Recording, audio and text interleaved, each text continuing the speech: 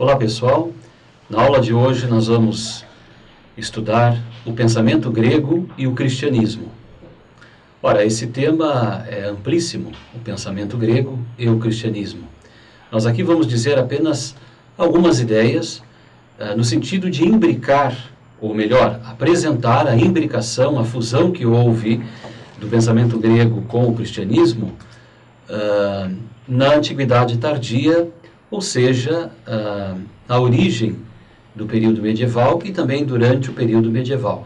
Então, apenas vamos lembrar, esclarecer alguns conceitos importantes, alguns conceitos novos nesse período, e justamente a compreensão desses conceitos, a imbricação desses conceitos novos com o pensamento grego, e também, de certa forma, a substituição destes conceitos e dos costumes de então, vão gerar uma reflexão, uma discussão, um debate, e até de modo diverso entre os autores, e é justamente isso que justifica a existência de um pensamento filosófico durante a Idade Média.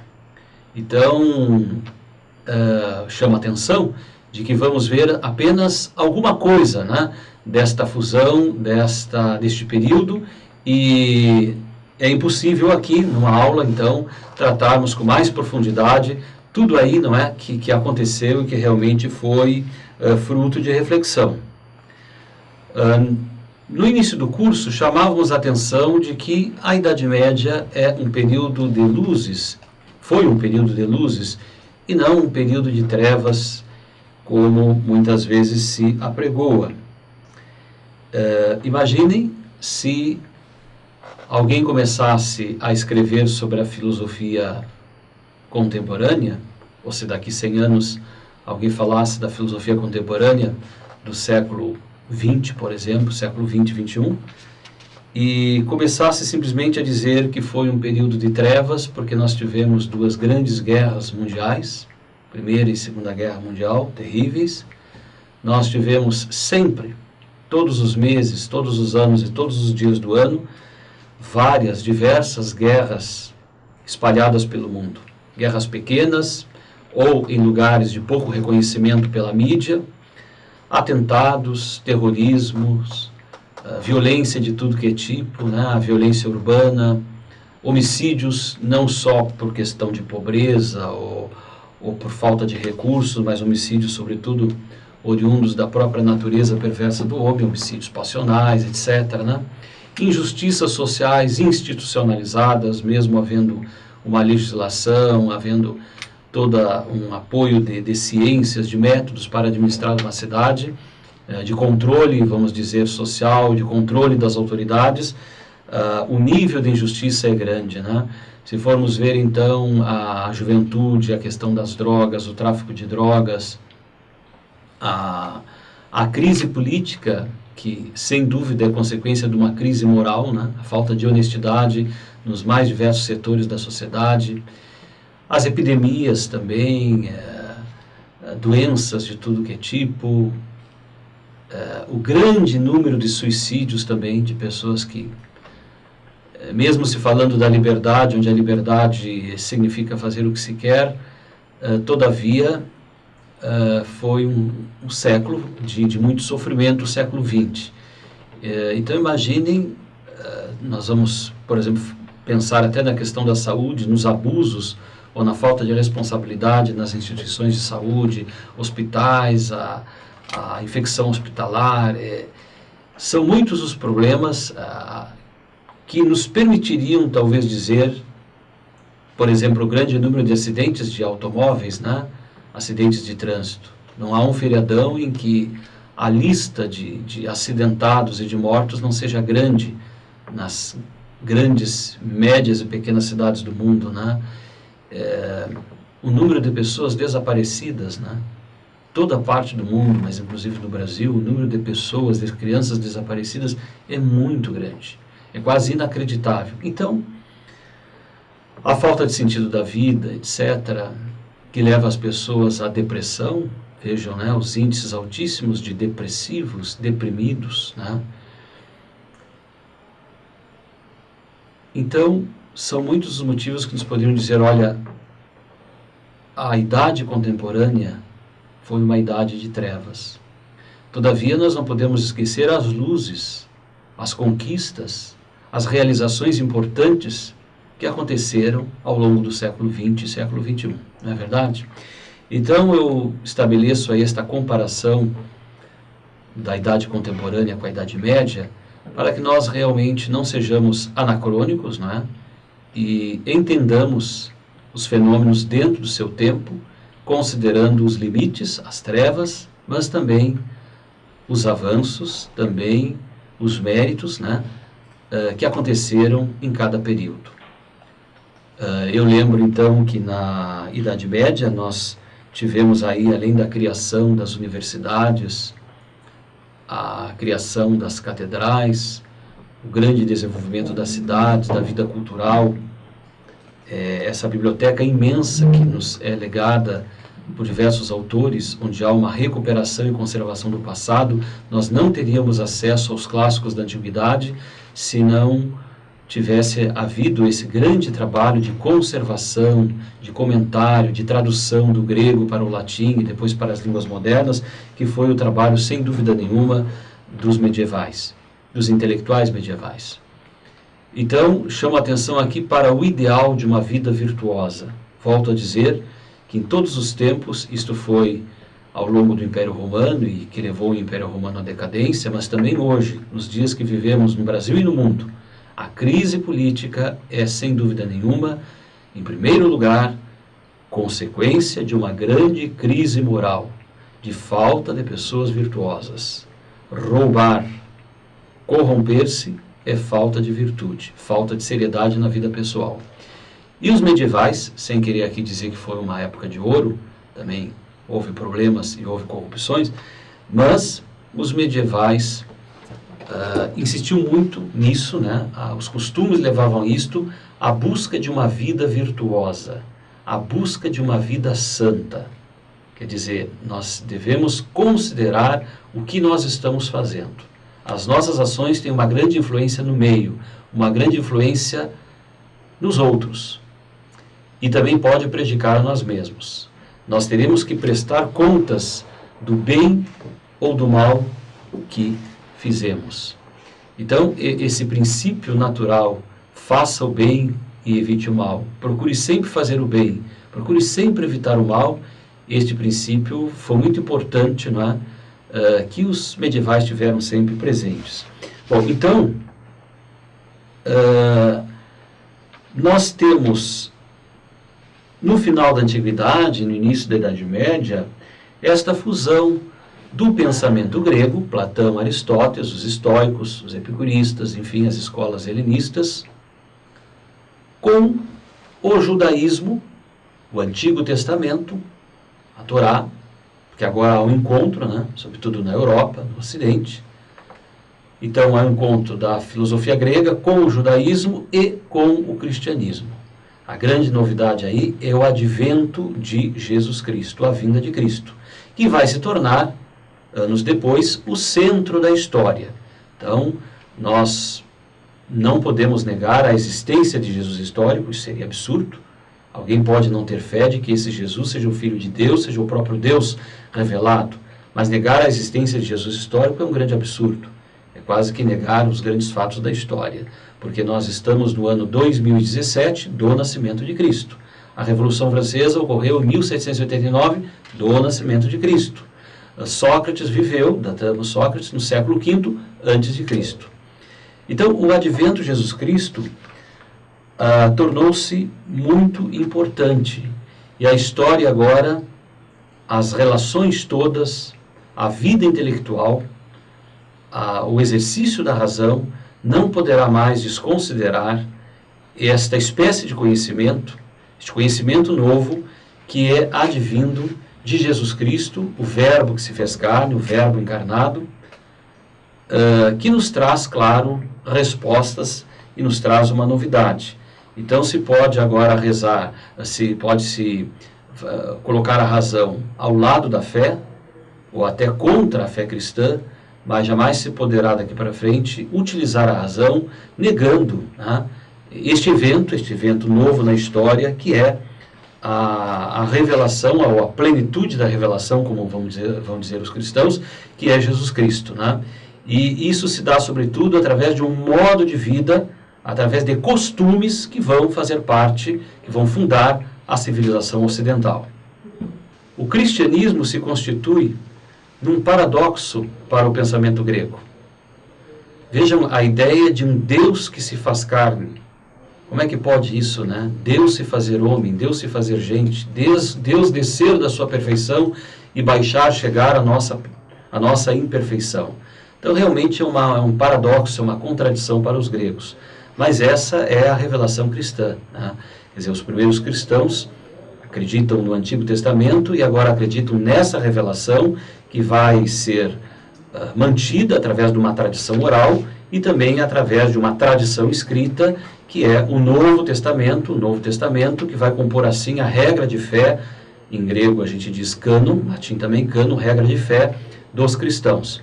Eu chamo a atenção de que toda a Sagrada Escritura, aceita e entendida como palavra de Deus, é uma palavra humana escrita por homens, mas acredita-se sob a inspiração de Deus, ela é fruto sempre de uma tradição oral, da experiência de fé de um povo, de uma comunidade, né? Então, no Antigo Testamento, Deus se revela, Moisés pergunta, quem é que tu és? E ele não dá um nome, ele diz, eu sou aquele que sou. Diga lá ao povo que aquele que é, se revelou.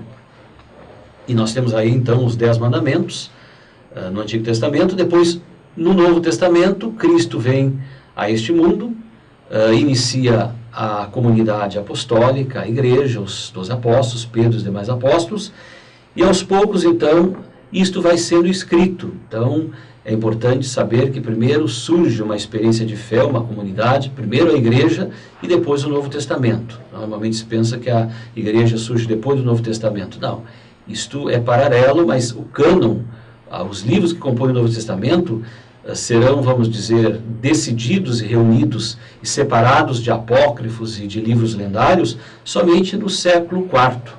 No início do século IV é que se tem este cânon, este conjunto que se chama Novo Testamento, e a igreja cristã, a igreja católica, a palavra aí católica é importante, Cristo fundou a igreja no sentido universal para todos os homens de todos os tempos.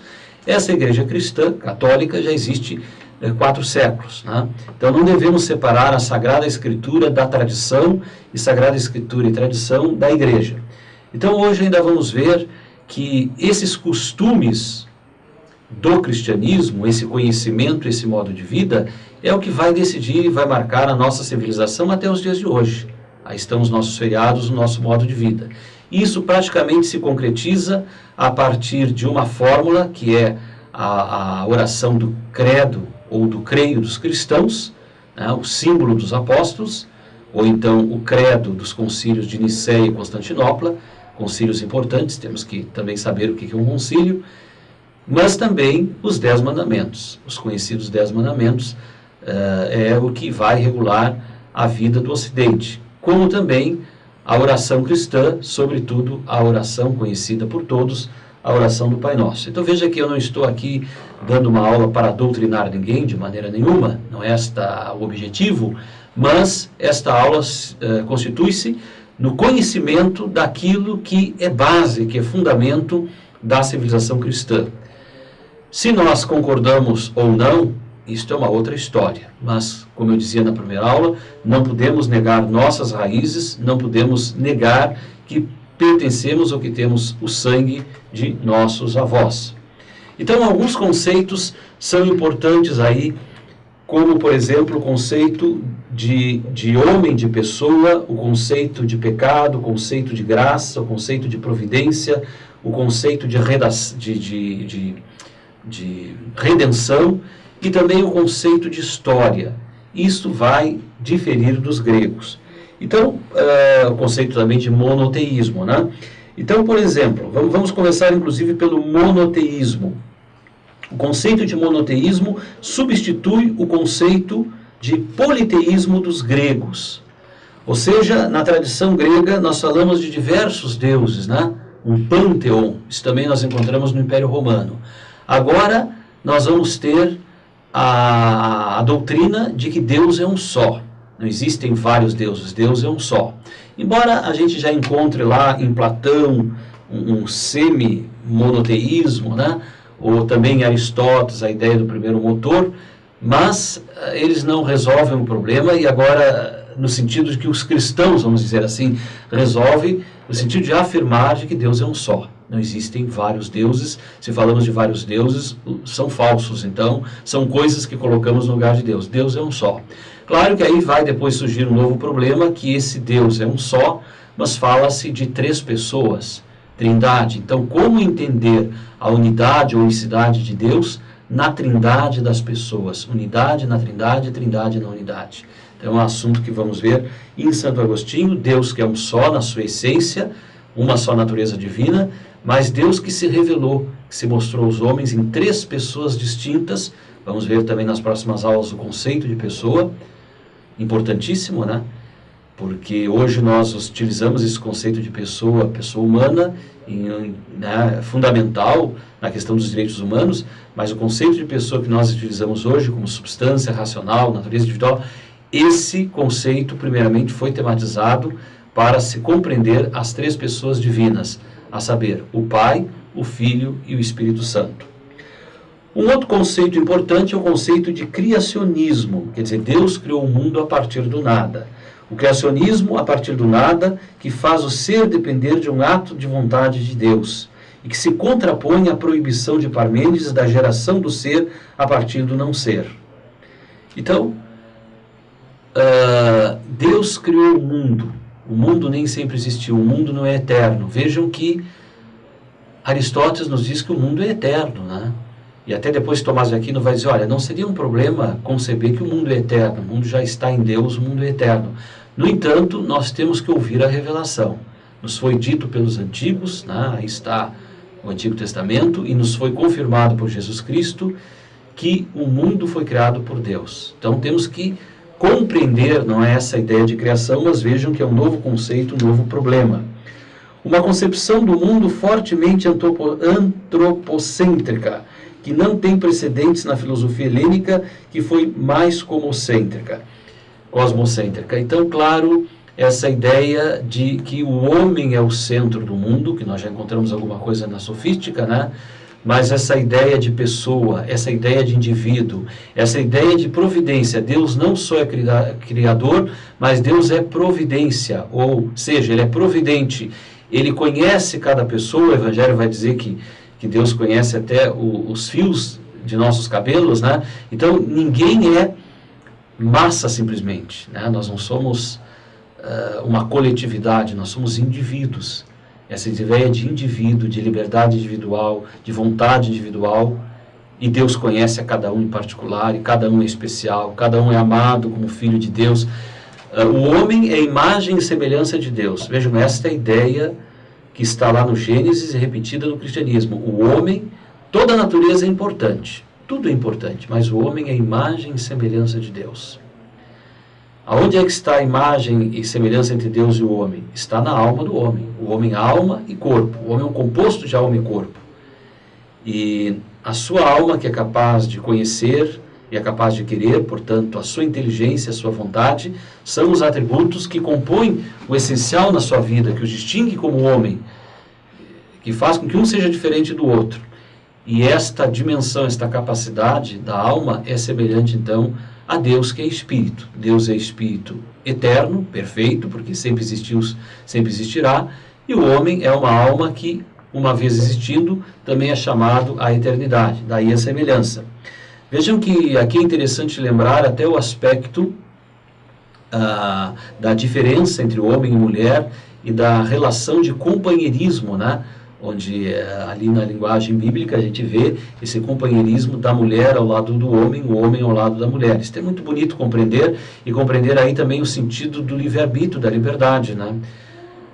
Claro que o homem não tem uma liberdade absoluta, senão seria Deus. Agora eu posso matar todo mundo e porque eu quero, e simplesmente não. Isso me levaria à escravidão, faria mal a outrem e também me prejudicaria. Então a nossa liberdade é condicionada de acordo com a nossa natureza. Então nós temos uma liberdade, sim temos, mas relativa. E algo podemos fazer, algo não podemos fazer, algo convém fazer, algo não convém fazer. Deus tem liberdade absoluta. Claro que Ele só faz aquilo que deve fazer, que convém, que realiza, né? Então, esse aspecto é importante. E nós temos aí o conceito de pecado e graça, que também os gregos não conhecem, né? Desta forma. Nós temos, inclusive na mitologia grega, semelhanças, mas não nesta abordagem que agora teremos com o cristianismo, que diz respeito a duas dimensões, vamos dizer, do homem. O homem pecador e o homem que pode também recuperar-se da sua condição. Então, Deus criou o mundo e criou as coisas visíveis e invisíveis. As visíveis nós não questionamos, né? Toda a maravilha que está aí no mundo, coisas até que não entendemos, mas são necessárias, né? Não entendemos por que a existência desse inseto, mas é necessário, ele faz parte de uma ordenação.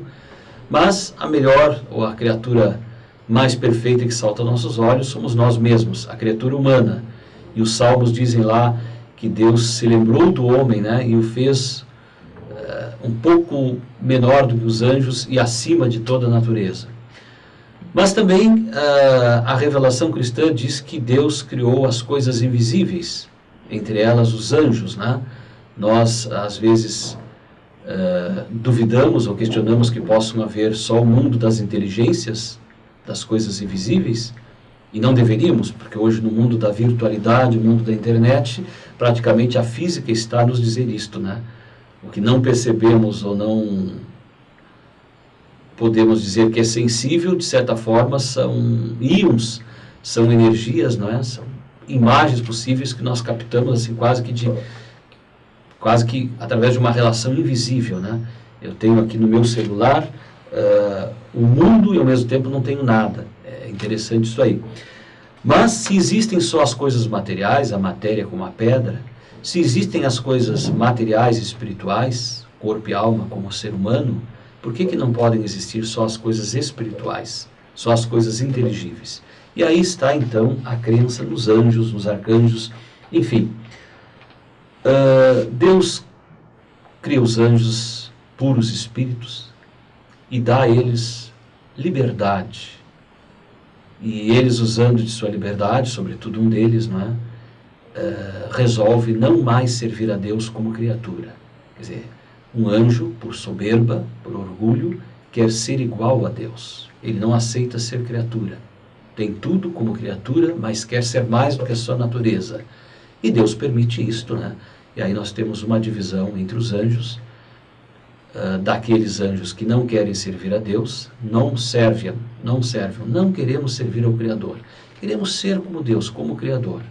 Então esta soberba de querer ser como Deus causa a queda dos anjos, né? Deus permite isto, e um anjo então inteligente, cheio de luz, Lúcifer, juntamente com outros que o seguem, aí temos a nomenclatura toda de demônios, diabos, né? Satanás, enfim, esses anjos rebeldes se colocam contra Deus e contra o reino de Deus.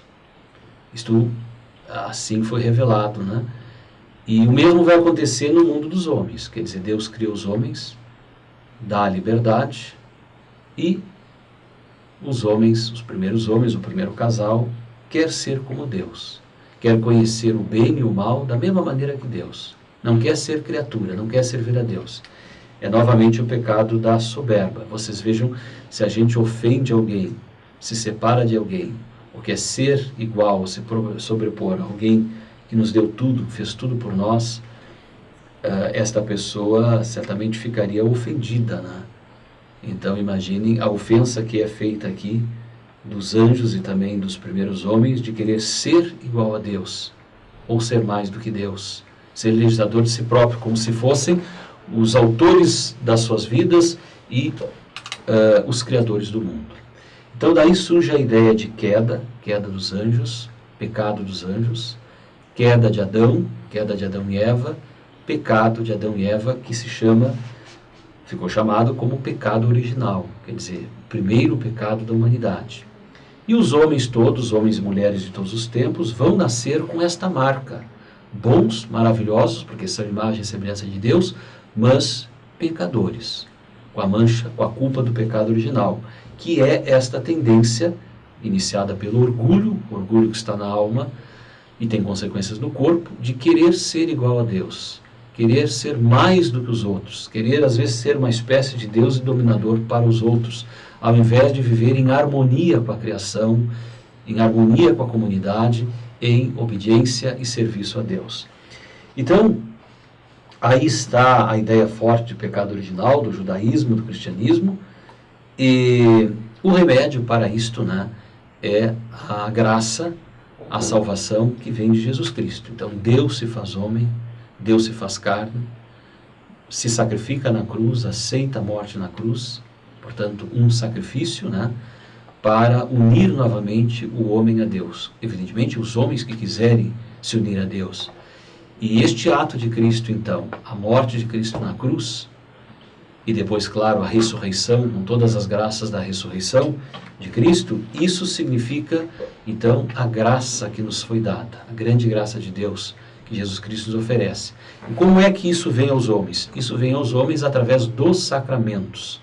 Então, Jesus Cristo institui os sacramentos, esses vão acontecer através da igreja, os 7 sacramentos, como remédios, como meios do homem recuperar, sempre que necessitar, ele recuperar esta graça de Deus, que é a amizade de Deus, que é estar unido a Deus.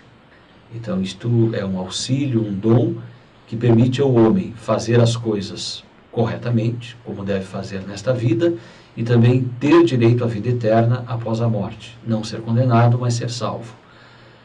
Tem passagens do Evangelho que Jesus fala de: sem mim nada podeis fazer. Sem mim nada podeis fazer. Eu sou o caminho, a verdade e a vida. E tem diversas metáforas aí, que Jesus é a videira, nós somos os ramos. Então, sem a graça de Deus, fazemos muito pouco. E sem a graça de Deus, sem a amizade de Deus, muito menos podemos fazer alguma coisa que conquiste o nosso direito à felicidade plena, à felicidade eterna. Nós, inclusive, vamos ter um estudo sobre essa questão da felicidade, que é o fim último do homem, né? Todas as pessoas desejam ser felizes. E todo mundo quer ser sempre mais feliz, sempre mais, sempre mais, sempre mais. Pode ter saúde que tiver, muito boa saúde, pode ter dinheiro, bens, todas as realizações profissionais, artísticas, etc. Sempre quer mais, sempre quer mais. Isso é próprio do ser humano. O ser humano sempre quer ser mais feliz. Então, qual é o objetivo principal? Qual é o fim principal da vida do ser humano? Bom, são muitos os fins. Estudar, trabalhar, ter prazer, viajar, enfim, ter família. Muitos são os objetivos, comer bem, etc. Mas qual é o objetivo maior? Qual é o objetivo final? Qual é o fim último do ser humano? Esta é a pergunta. É ser feliz? Sim, ser feliz, sempre mais feliz. Então aqui falamos de uma felicidade que não é só temporal, mas de uma felicidade que é eterna. Podemos chegar à idade que chegarmos, 70, 80, 90 anos, queremos continuar. É um desejo natural ser feliz para sempre. Então nós vamos estudar, fazer análise de uma obra, de uma parte de obra, né? Que justamente trata sobre a bem-aventurança, sobre a felicidade. Um tema que, inclusive, na filosofia, depois de Immanuel Kant, foi meio que abandonado. Nós nos preocupamos com a vida, com a ética, mas este tema, o que é a felicidade? O que significa a felicidade humana? Pode o homem ser feliz? Então nós vamos abordar um texto de Tomás de Aquino sobre a beatitudine, sobre a bem-aventurança ou felicidade como fim último do homem. Falando em bem-aventurança ou felicidade, um aspecto também que devemos lembrar é a ideia de ágape, de amor, que nos é, vamos dizer assim, trazida pelo cristianismo, né? Um amor que não conhece limites, porque até agora se disse, claro, a regra de ouro: faz o bem e evita o mal, não faça aos outros o que não queres que te façam, né? Esse é um princípio natural que nós encontramos em todas as culturas. Mas agora aqui há algo novo, há uma insistência no amor também aos inimigos. Amai os vossos inimigos. Fazei bem aos que vos odeiam. Quer dizer, aqui tem algo difícil, algo novo. Como amar os inimigos, né? Mas que temos que entender que não é amar os inimigos enquanto eles são inimigos ou enquanto eles estão errados ou nos fazem mal, mas amá-los enquanto eles são pessoas. De certa forma, são nossos irmãos, filhos do mesmo Pai, que é Deus, daí o sentido da oração do Pai Nosso, né? Isso não significa aprovar o erro do inimigo, não punir o inimigo, mas tratá-los sempre como seres humanos, né? Com aquela dignidade de seres humanos, filhos de Deus. Então, essa doutrina do ágape, essa palavra amor, nos é muito rica na filosofia grega, já nos 3 sentidos, né? Amor enquanto filia, daí a própria expressão filosofia, o amor no sentido universal, né? Amor como eros, né? É o banquete de Platão, aí devemos. Mas aqui também o amor como ágape, né? Amor nesse sentido em que nós amamos a Deus e Deus nos ama, quer dizer, o amor numa outra dimensão, né? Ágape, a doutrina cristã do amor, ágape, que vai ser traduzido como caritas, opera uma revolução estrutural em relação à concepção grega do eros. Para o grego, Deus não pode amar porque o amor pressupõe falta e, portanto, imperfeição. Para Platão, por exemplo, o eros deriva da falta do belo e do desejo de possuí-lo, e, portanto, em dimensão aquisitiva e ascensiva, é próprio do homem e não de Deus amar. Mesmo para Aristóteles, o motor imóvel é amado e não amante. Move como objeto de amor. Então, claro, em Aristóteles, Deus, como é perfeito, o motor imóvel, ele não precisa amar. O amor, quem ama é carente, precisa do outro, né? Ou se preocupa com o outro. Deus não está nem aí com o outro, vai dizer Aristóteles, né? Mas o amor, no sentido cristão, é, ao contrário, primeiramente próprio de Deus, que ama em dimensão donativa. Quer dizer, Deus se ama porque se doa. Deus se ama porque quis criar o mundo, podia não ter criado. Deus ama porque criou o mundo, né? Poderia não ter criado. Deus ama também porque mandou seu Filho ao mundo, ele próprio se fez homem, veio ao mundo e se chamou Jesus Cristo. Então, isto é, Deus manda-nos o seu Espírito Santo, é doação. No sentido de que é superabundância de bem. Então, enquanto para os gregos você nunca atinge, vamos dizer assim, o amor nunca é pleno, você não pode nunca encher, vamos dizer, esse balde de água, que é a plenitude de amor, o cristianismo admite que é possível sim, o homem que está em estado de graça, no momento que se encontra em estado de graça, ainda que sejam momentos, ele consegue vivenciar e sentir o pleno amor de Deus. Bem, o Evangelho, o Novo Testamento, é bom ser entendido sem ideologias, né? Nós estamos numa época como nunca, nas últimas décadas, de muitas interpretações falsas, muitas hermenêuticas ideológicas, reducionistas, a partir da leitura das Sagradas Escrituras, propriamente do Evangelho. Tanto para um lado como para o outro, nós encontramos isto, né? E acreditem no que quiser, mas o texto sagrado deve ser compreendido e interpretado para se compreender, e não para se reduzir ou ideologizar o texto, né? Vocês vejam, por exemplo, Cristo tomou partido, fez opção por uma classe. Não é verdade isto, né? Cristo opta por todos, fala contra as injustiças, contra a corrupção, mas não toma um partido, né? Não podemos aí identificar Cristo como o libertador de uma classe. Justamente os pobres judeus talvez esperassem um Messias político que simplesmente fizesse uma subversão, né? Derrubasse o Império Romano, e não foi isso que acontece, né? Quer dizer, Cristo é crítico, é duro a todos os injustos, poderosos da época, aos fariseus, mas vejam que na própria condenação de Cristo nós temos uma massa pobre, né? A massa popular dos judeus, etc., que grita, crucifica-o, né? E depois é dito, esse homem está sendo morto, crucificado, porque se disse filho de Deus. Então, o grande problema aí é porque ele se afirma como filho de Deus, né? Não podemos dizer agora quem matou Jesus foi simplesmente os poderosos da época, ou judeus, e não. A morte de Cristo tem sua causa no pecado da humanidade. Por isso que aquele filme do Mel Gibson, às vezes apavora muito, mas ele é muito realista, muito verdadeiro, né? Cristo morreu pelos pecados de todos os homens. Todos os crimes, todos os pecados causaram a morte de Cristo. Por isso ele morreu, ele reúne tudo isso, né? Cada um que comete um crime, comete um pecado, e diz, não estou nem aí, e se sentiria até perturbado pela voz da verdade, é o causador da morte de Cristo. E a crucificação, então, mostrada inclusive nesse filme, é terrível, né? É dolorosa, angustiante, mas justamente Cristo ali assume todos os crimes, todos os pecados da humanidade. Quer dizer, é um ato de entrega pela humanidade, né?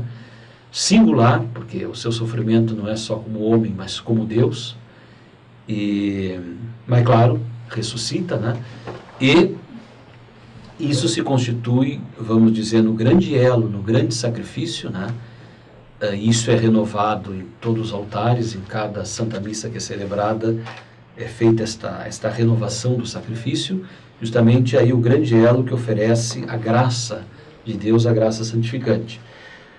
Então, meus amigos e amigas, há que se entender um pouco o Evangelho, por exemplo, também hoje nós percebemos negação no seguinte sentido, Deus é misericordioso, vai salvar a todos, ninguém vai ser condenado no inferno, todo mundo é bonzinho, todo mundo vai ser salvo. Isto é falso, isto é falso. Não interessa quem está dizendo isto, né?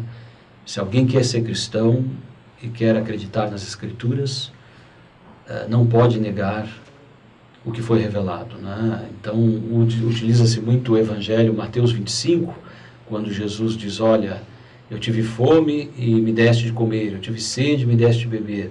O que fizeste ao menor dos meus irmãos, a mim o fizeste. Vinde, benditos de meu Pai, e possui o reino que vos está preparado. Isto é uma parte daquela perícope, daquela seção deste capítulo do Evangelho, Mateus 25.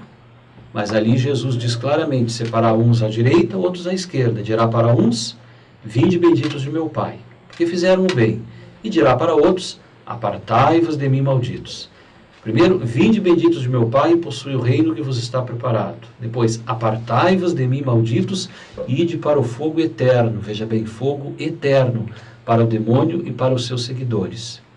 Porque não fizeram o bem. Tive sede, não me deste de beber, etc. Então, quer dizer, Deus é misericordioso, quer a salvação de todos, mas Deus é justo. Deus é justo, em Deus há justiça, né?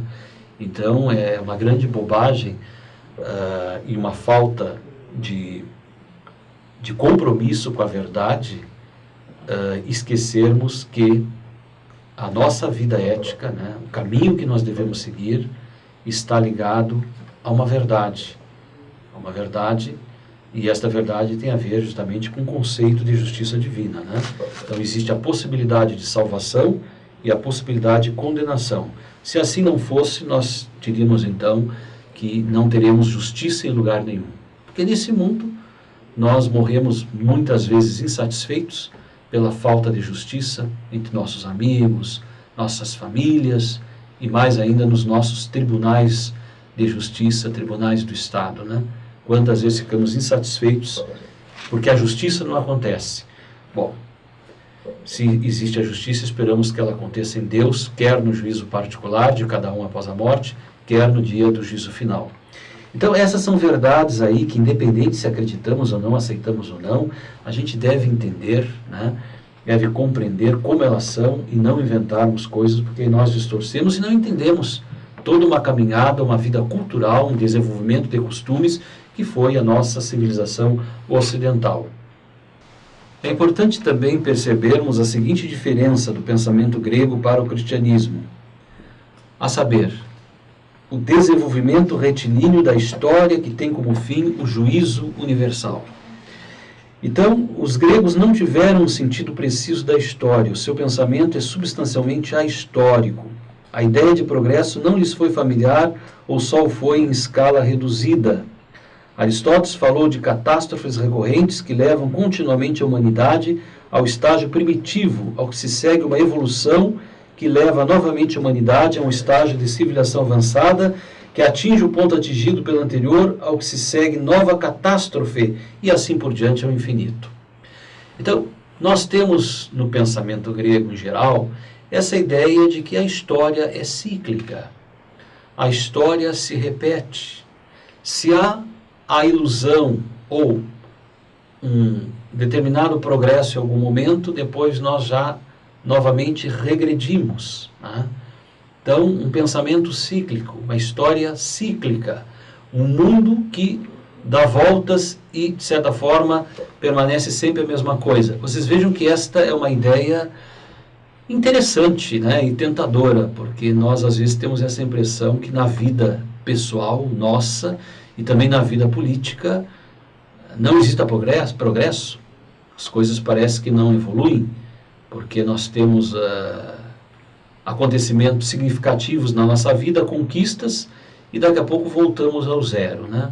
Depressivos, frustrados, com problemas que nos levam a uma situação que parece que não saímos do lugar. Muitas vezes temos esta sensação. Na vida social e na vida política também, né?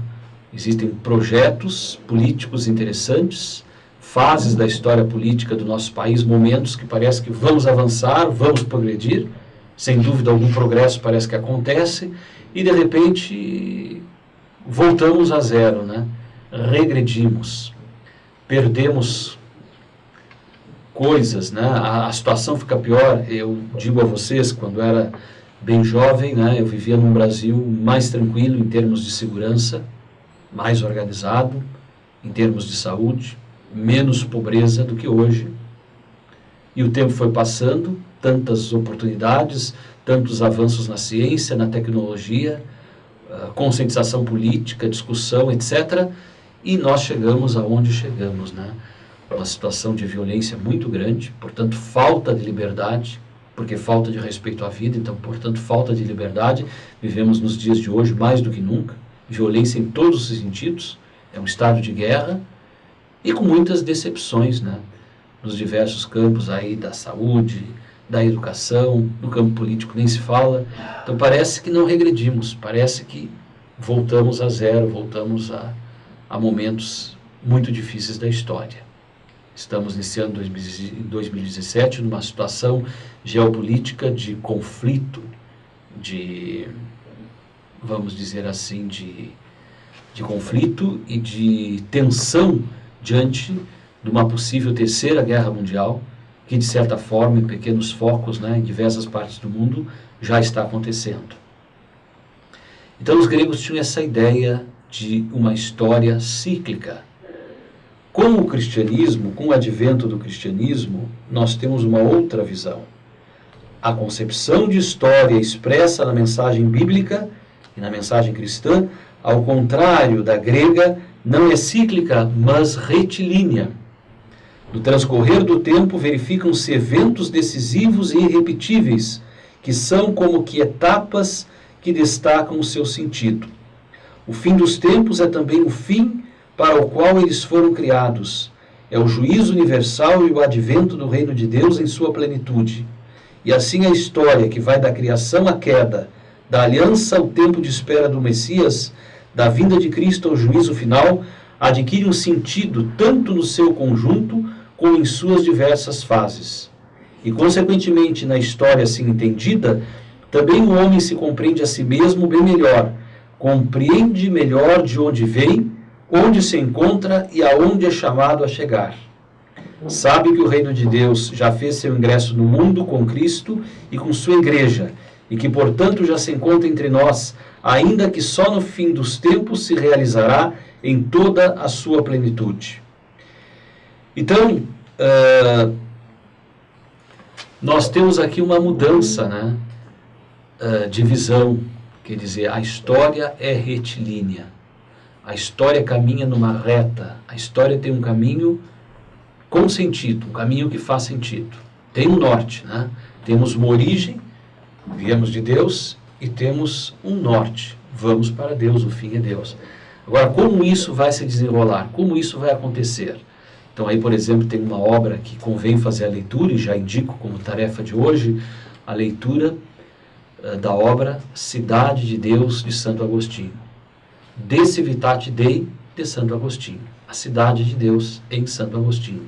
Temos diversas traduções, pelo menos 3 traduções para a língua portuguesa.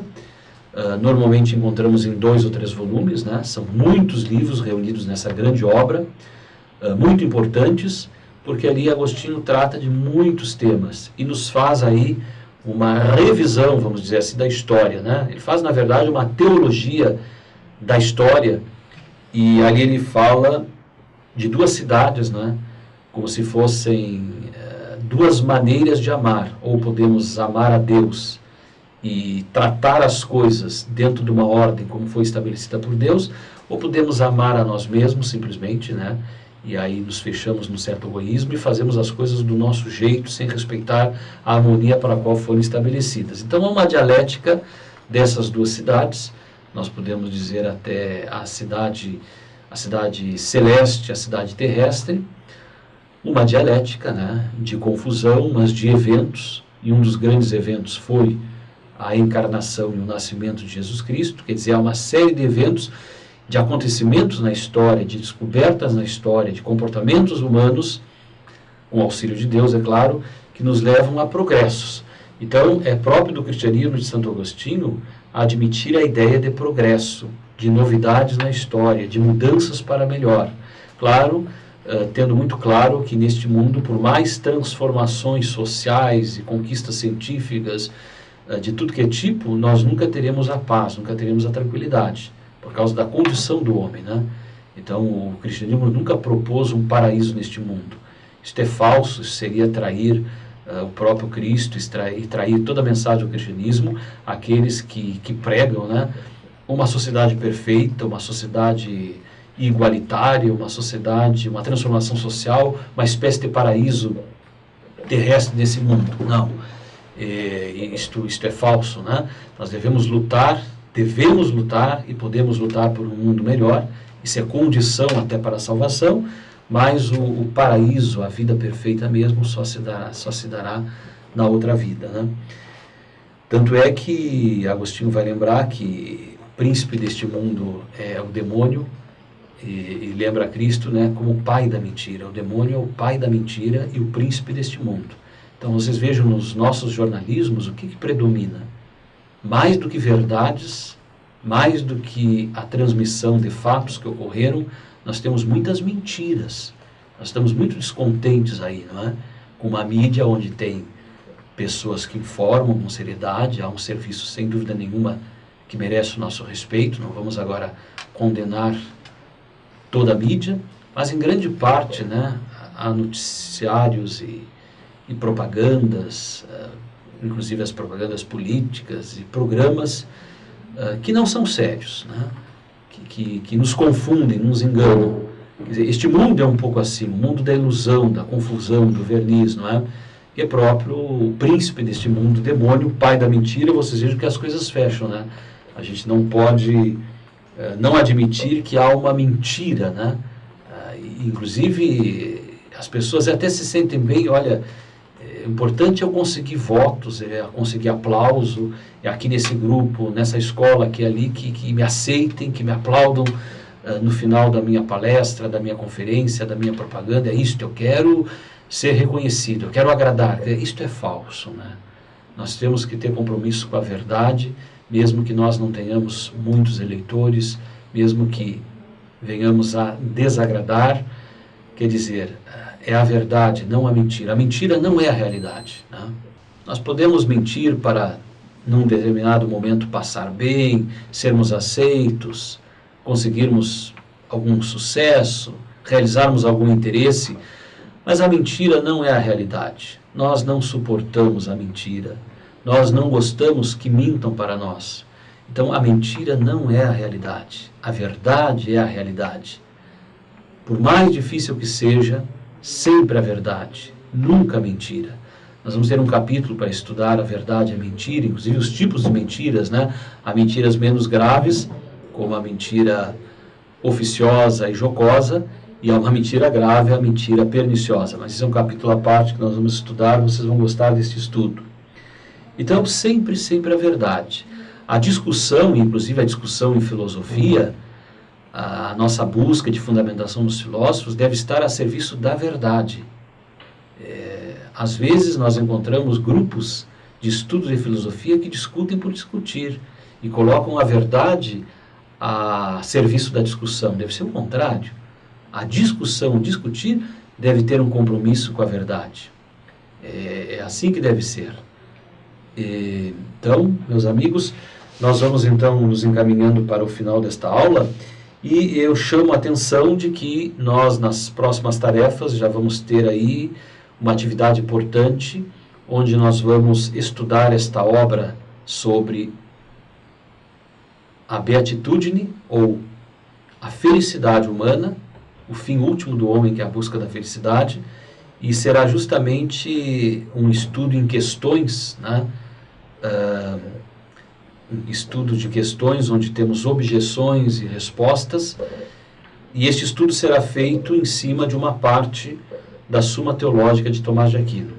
Vocês vão gostar muito, porque é um conteúdo interessante sobre a felicidade humana, e também nós vamos assim aprender e desenvolver um método de filosofar, a saber, um método que envolve análise, demonstração, com exemplos, com argumentos, né, análise, e uma dialética entre objeções e respostas.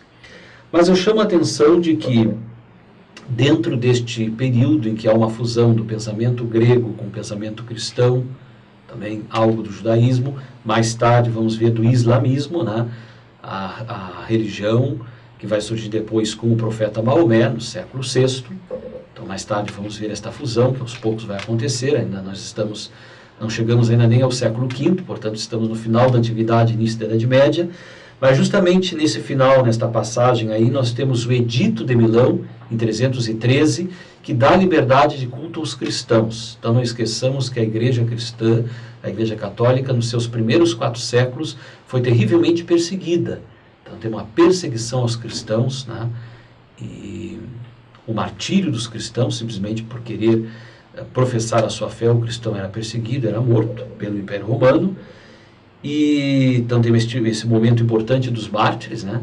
Quando alguém dizia, olha, daqui a um tempo não haverá mais cristão, porque nós vamos terminar com os cristãos, e quem é cristão vai desistir, vai ter medo por causa do horror que é a morte dos mártires, né? Sendo comido pelos leões, sendo mortos à espada, ao fio da espada. Mas alguém disse, olha, o sangue dos mártires é semente de novos cristãos. Quanto mais cristãos eles matam, mais cristãos surgem. Mas para encerrar o nosso estudo aqui, eu chamo a atenção para alguns acontecimentos importantes que foram os concílios da igreja. Diante das heresias, o que é a heresia? É a negação de uma verdade de fé. Então, já lá no início da igreja, tinham aqueles que queriam negar aquela fé que veio dos apóstolos. E os cristãos estavam preocupados em conservar a fé, o depósito da fé. E essas discussões entre aqueles que querem conservar a verdadeira fé, interpretar corretamente aquilo que receberam dos apóstolos, e ideias diferentes, as heresias, isso vai gerar o chamado concílio na igreja. O que é o concílio? É uma grande reunião, né? Se o concílio é chamado ecumênico, quer dizer, é uma grande reunião que une cristãos, que une bispos do mundo inteiro, unidos ao Papa, para discutirem e resolverem algum problema, sobretudo fazerem uma nova afirmação de fé.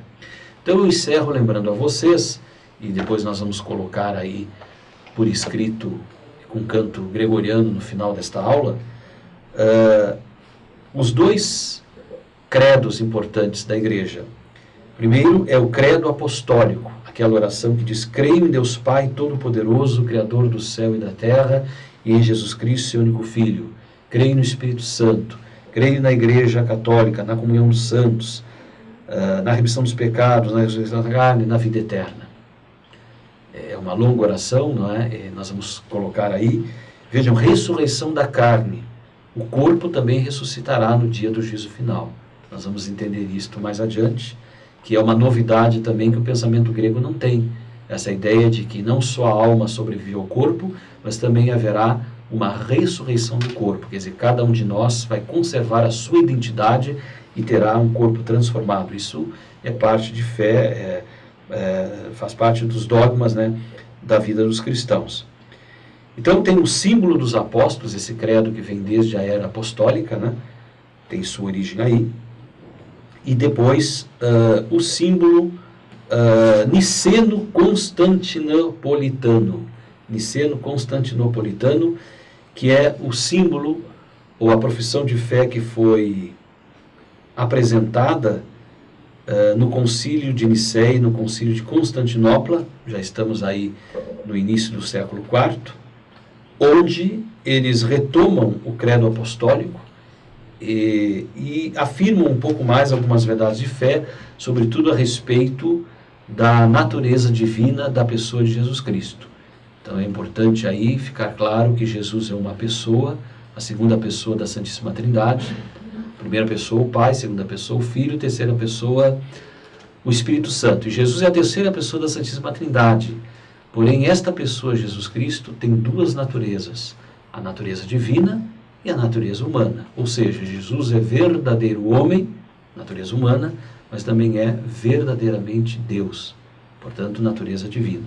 Então, o credo de Nicéia, ele, vamos dizer, explica um pouco mais essa problemática, né, de que Jesus é consubstancial ao Pai. Então, vejam que a expressão homoousios, a expressão substância dos gregos de Aristóteles, é retomada aqui para se entender esta relação entre Deus, a divindade, e as pessoas. Então, é um tema assim que vai dar grandes debates na Idade Média, é justamente esse tema importante de substância para se entender as duas naturezas na pessoa de Jesus Cristo e, posteriormente, o conceito de pessoa e tantos outros temas, né, importantes que tem a ver com esta realidade e com este conceito, que é o conceito de ousia dos gregos, claro, e agora sofrendo e sendo compreendido no novo sentido, o conceito, portanto, de substância.